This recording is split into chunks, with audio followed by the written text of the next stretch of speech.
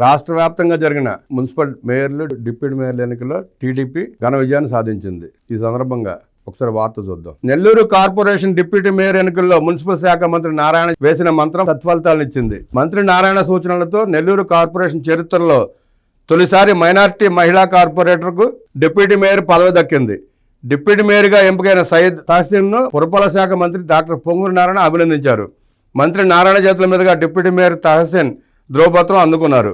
నారాయణ వ్యూహాత్మక అడుగులతో తెలుగుదేశం పార్టీ బలపరిచిన నెల్లూరు నగర డిప్యూటీ మేయర్ అభ్యర్థి సయ్యద్ తహసీన్ ఘన విజయం సాధించారు. హిందూపురం మున్సిపాలిటీ టీడీపీ కైవసం. సత్యసాయి జిల్లా హిందూపురం మున్సిపల్ చైర్మన్ పదవి తెలుగుదేశం పార్టీ కైవసం చేసుకుంది. చైర్మన్ గా 6వ వార్డు కౌన్సిలర్ రమేష్ కుమార్ ను కౌన్సిలర్లు ఎన్నుకున్నారు. చైర్మన్ పదవి కోసం సోమవారం ఎన్నిక రసవత్తరంగా సాగింది. 13 మంది కౌన్సిలర్లు వైసీపీని వీడి టీడీపీలో చేరడంతో తెలుగుదేశం పార్టీ గెలుపు ఖాయమైంది. దీంతో టీడీపీ నేతలు కౌన్సిలర్లు కార్యకర్తలు బాణాసంచా కాల్చి సంబరాలు చేసుకున్నారు. హిందూపురం మున్సిపాలిటీలో మొత్తం వార్డు 38 ఉండగా చైర్మన్ ఎన్నికల నేపథ్యంలో 38 మంది కౌన్సిలర్లు హాజరయ్యారు.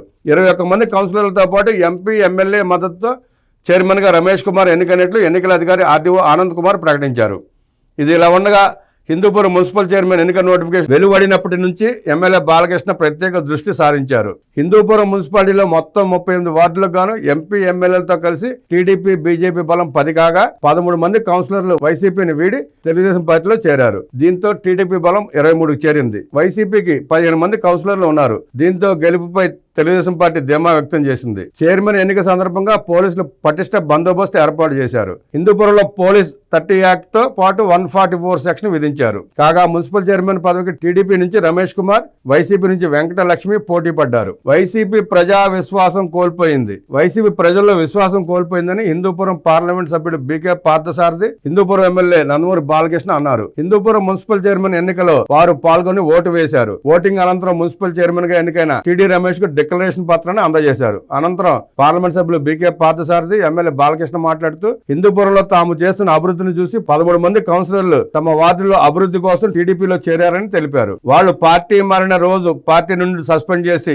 ఈ రోజు కొత్తగా కౌన్సిలర్లకు విప్పు జారీ చేయడం అర్ధరహితమన్నారు. వైసీపీ విలువలు లేని రాజకీయాలు చేసినందువల్లే ప్రజలు తిరస్కరించారని అన్నారు. గతంలో 151 సీట్లు వచ్చిన 5 సంవత్సరాలలో ప్రజల విశ్వాసాన్ని కోల్పోయి కేవలం 11 సీట్లు వచ్చాయంటే మీ నిరంకుశ పాలనకు ప్రజలు చరమగీతం పాడారని బాలకృష్ణ అన్నారు.